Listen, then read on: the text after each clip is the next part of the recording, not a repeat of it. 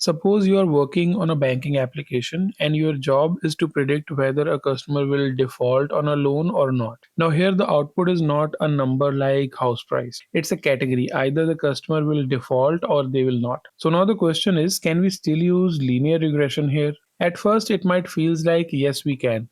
We can just draw a line and try to predict the values. But there is a problem. Linear regression can give any value. It can give negative numbers, it can give values greater than 1 also. But in case of finding a customer will default or not, the output should be either 0 or 1. So clearly a straight line is not a suitable solution here. So now we need a model that can give output in a fixed range, something that can map any value or any input value into the values between 0 and 1. So this is where logistic regression comes in. Logistic regression is a statistical technique which is used to model the probability of an event occurring based on one or more independent variables. So while your input data can be numeric type, the output is always binary, either 0 or 1. Let us continue with the same example of finding defaulter customers. We will still have inputs like income, credit score, age, but now the output is binary. 0 means no and 1 means yes. So instead of predicting the exact value, we are predicting the probability of belonging to a particular class or category. Now the question is, how do we convert a linear output into the probability? For that, we use a function called sigmoid function. Think of it like this. We still calculate the linear values internally, just like in the linear regression,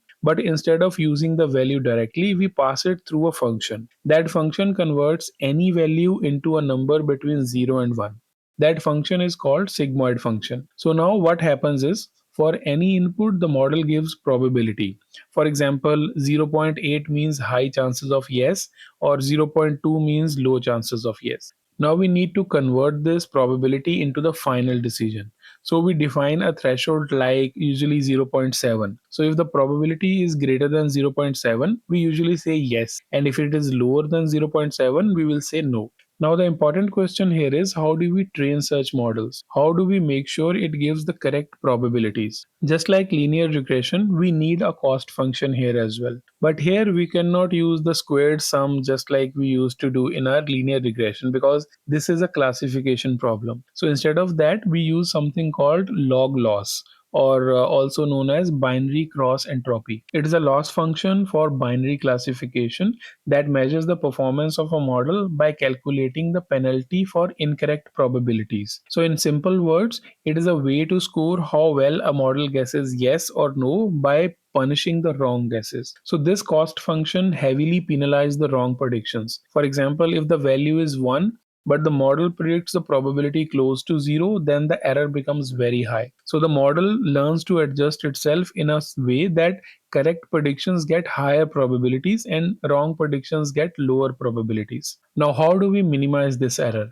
Again, we will use gradient descent. The idea is exactly the same. We start with the random parameters, we calculate the cost, then we adjust the parameters step by step in the direction where the cost decreases. So if you can connect everything together, logistic regression still uses linear regression or linear equations internally, but it applies a sigmoid function to convert that into probabilities. After that, it uses log loss to measure the error and gradient descent to optimize the model further. Now let us talk about where it is mainly used. Logistic regression is used in all binary classification problems like spam detection, fraud detection, etc. Use cases are very simple and straightforward. Now the important part is, where does it fail? So logistic regression still assume a linear boundary. That means it tries to separate classes using a straight line. So if the actual data is complex and cannot be separated linearly, this model will struggle. Secondly, it does not perform well when there are too many complex interactions between the features. That means the effect of one feature is depending on the another feature,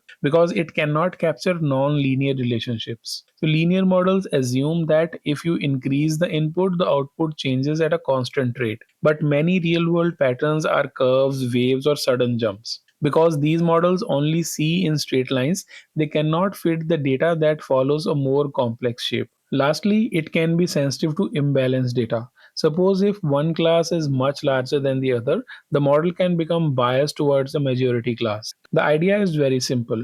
Logistic regression is a classification model.